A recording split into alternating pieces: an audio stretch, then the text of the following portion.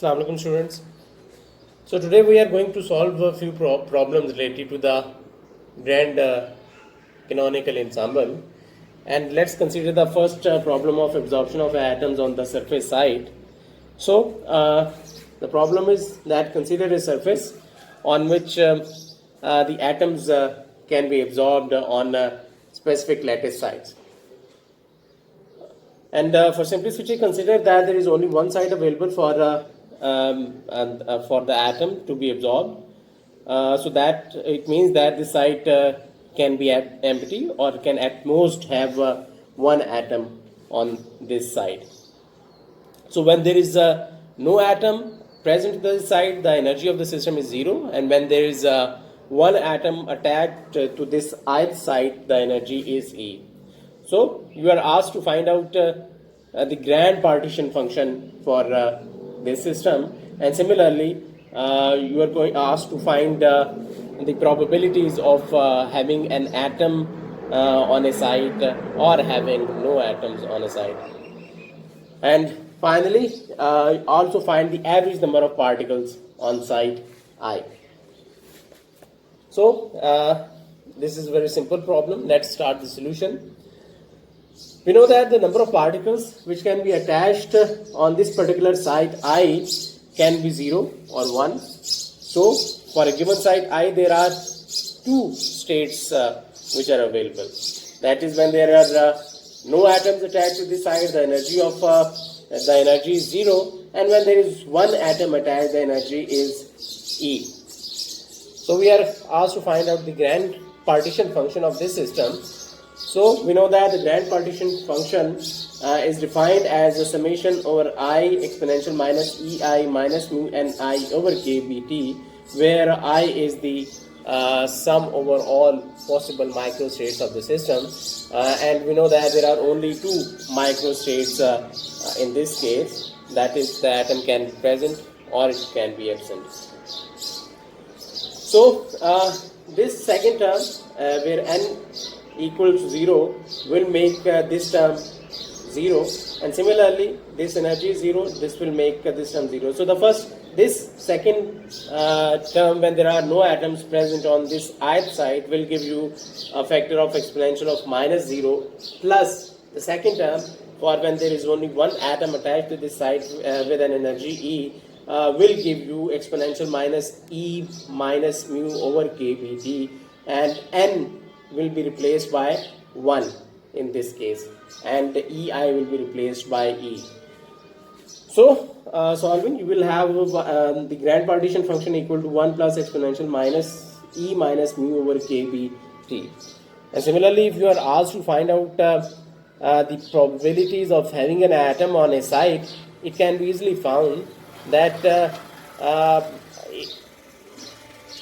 the probability of having an atom on a side is equal to P of 1 exponential minus E minus mu over kBt divided by 1 plus exponential minus E minus mu over kBt, which is the grand partition function.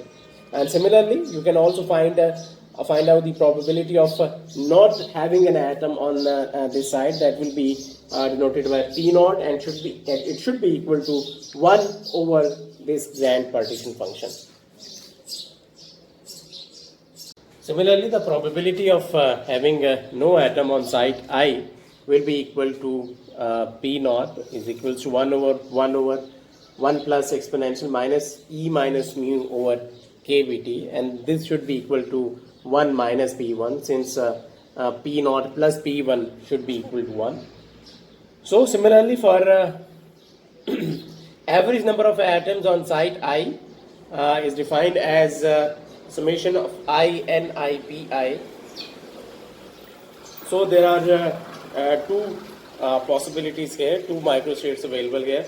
That is, there can be either the site can be empty or there can be only one particle. So when there are no particles on the site I, you will have 0 cross P naught, and when you will have one atom on site on the ith side, you will have 1 cross P1. So this term, second term, will survive, and you will have exponential minus E minus mu over kBt over the grand partition function. So in this way, you can find out the average number of atoms on site I. So the technique is similar as that of that we use for the canonical ensemble. The only difference is that in this case we also have the number of particles which are varying along with the energy of the system. Let's discuss the second problem. The question is many impurity atoms in a semiconductor exchange energy and electrons with the electrons in the conduction band. So consider the impurity atom to be in thermal and chemical equilibrium with the conduction band, which can be considered to be an energy and particle reservoir. Assume that delta is the ionization energy of impurity atom. So you are asked to find out the probability that an impurity atom is ionized. And it is also given that only and only one electron can be attached to this impurity atom. So that is, an impurity atom can have only one electron, and this impurity atom can exchange energy and this electron with the electrons in the conduction band. So you are asked to find out the probability that the impurity atom is ionized.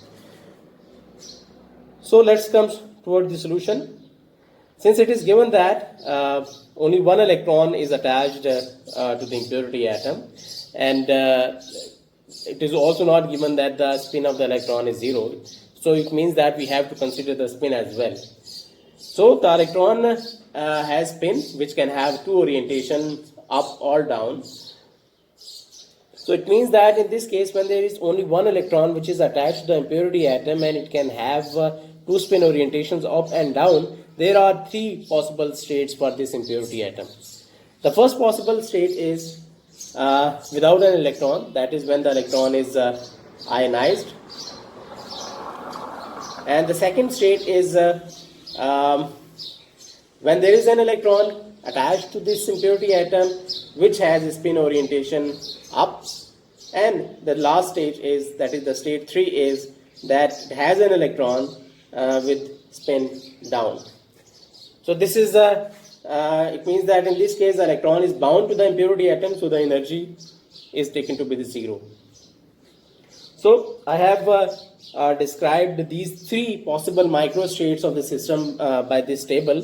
That is, we have three possible states, 1, 2 and 3. The first state corresponds to the state when there is an electron attached to this impurity atom. So it means that the electron is not the electron is detached from the impurity atom. So when it is detached, it means that it is not attached with the impurity atom now. So this is the energy which is required to ionize this impurity atom, since the ionization energy of this atom was delta. And similarly, the second case is when there is an electron attached with spin up to this impurity atom. So now in this case there is one atom which is attached, one electron which is attached to this atom with energy 0.